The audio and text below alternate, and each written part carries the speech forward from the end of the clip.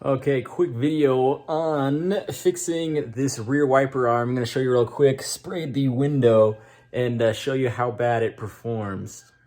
All right, so just jumped over here and gonna turn it on and show you real quick. It is barely contacting, about maybe halfway, and just really struggles. So we're gonna go ahead and do the fix, and then I'll show you the after. Another piece to note is, look, I'm just barely grabbing it, and so it's not pressing hard. So maybe it is making contact, maybe not, but it needs to be pressing harder. So that's what we're gonna fix. All right, so first thing first is getting this guy off. You can see that there's these tabs right there. Okay, so to get them off, I'm just gonna pull on this side, come down to here, and pull up a snapback. All right, and then he comes off, and then we're gonna get that nut. All right, taking this nut off. Obviously, you can see mine's pretty rusty. I've taken it off before though, but you're gonna wanna make sure that you don't turn the whole thing.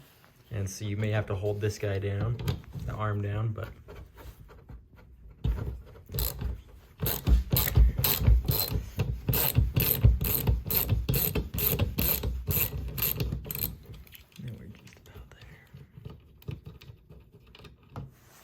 Okay, and then he just ends up just sliding right off. So, put this down. Sometimes it's stuck on here pretty good. So, that wasn't too bad, but you can see those splines mates up on the inside with those splines in there. You can see those. If you're having trouble, you can wedge a tool in between here, maybe on both sides, a flathead screwdriver, and then pry it off. All right, so the issue of why it doesn't press so hard is because this guy is just a little too long. So you can see right here, he rotates. So we're gonna end up cutting off a 1/4 inch, starting from there. We're gonna go in a 1/4 inch and cut all that off so that it can articulate, the arm can bend more and apply more pressure against the window. All right, next part is getting this spring out, and so we either gotta unhook it from here and pull it out. So it's gonna require a little bit of force. So I'm gonna try this method, putting a flathead in here, and then from there, then pulling. But that's pretty tough. So. Ooh, it's kind of hard to hold it. So we're gonna come up with something. Another thing that might make it easy is removing this whole blade assembly. So all you do is you just pull all the way back, and then it just slides out.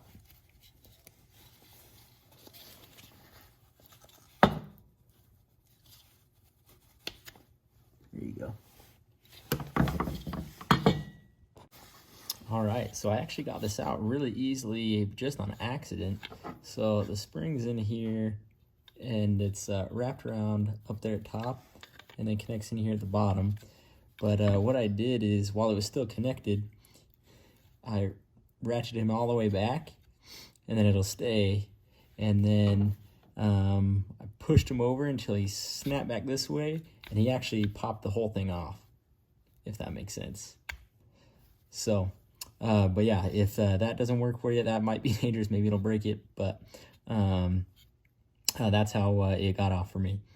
So what we're going to be doing now is, if you look specifically, let me get this on here. So this is coming in and making contact right there.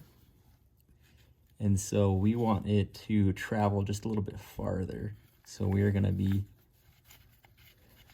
so let me get this off. We're gonna cut this down just maybe like a 1/4 inch.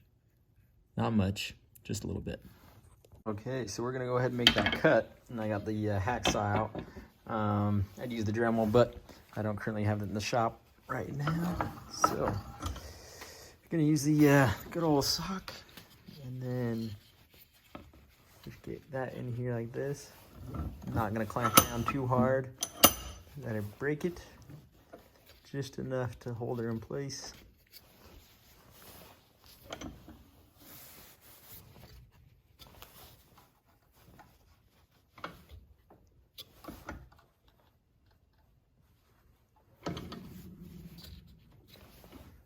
All right. Okay, now that's set. And I don't think I'm gonna go too crazy or get too technical on that. So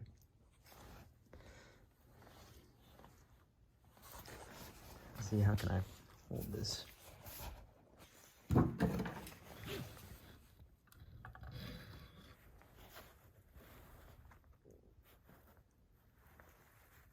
That's all too much. You can always cut more, but you can't cut less, so we'll just do a little bit this time. Okay.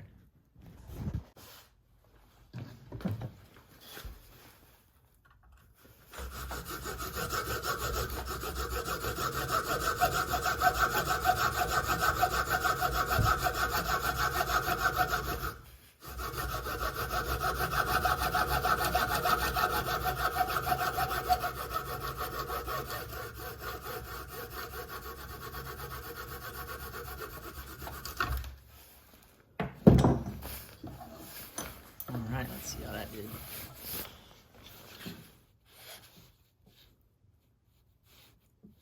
Yeah, not too bad. Just clean it up a little bit, we'll be good to go. Okay, so realizing that the inside of this guy, you can see right there, that's a flat spot. So that's why he can go in one way, and then he won't come out. So we got that. For being able to get it in and out. So here's the spring, long end goes in up top. Get that lined up. There we go. And the last thing is not easy but doable. Just grabbing.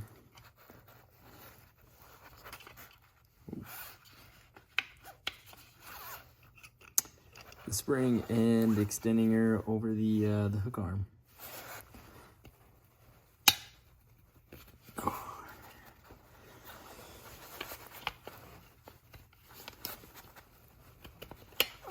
There we go. All right, so now you can see that's, should have done it before and after, but now you can see it probably was like that, or straight, and now it's over like this. So let's go install it and see how well it does now. Oh, of course, you gotta add this guy back on, so. I remember how to do it. Nope. It's gonna go on here.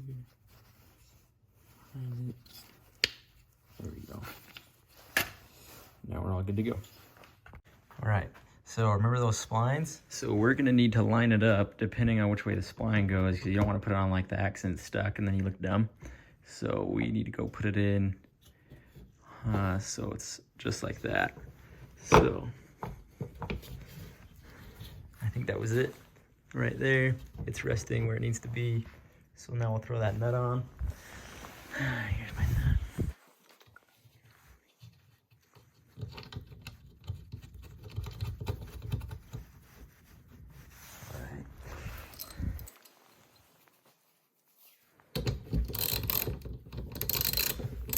Helps if you do it the right way. Okay, and I probably don't need to go too crazy. That'll be probably just fine. And then the last thing is getting our cap on.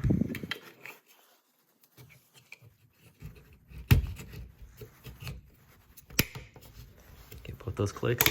FYI, this is an aftermarket windshield wiper assembly and blade that I got on Amazon, because I ended up breaking this guy as I was mounting my dirt bike for the first time and trying to figure out my process for doing so. So anyways, now, yeah, so here's a decently dried off rear window. So I'm gonna get this all wetted down, and then let's try her out.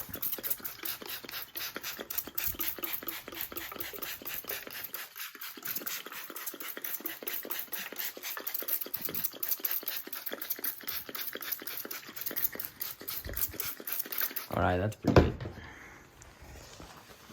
Okay.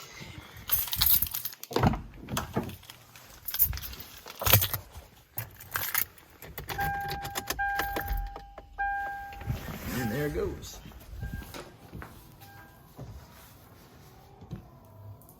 And that is significantly better. Wow. There's no section that's left untouched. And let's see. Yeah, that's a lot better than what it was before. So yeah, hopefully this helps you guys out. Leave a comment, subscribe. Much appreciated. Have a good one, and hope to see you out on the trails.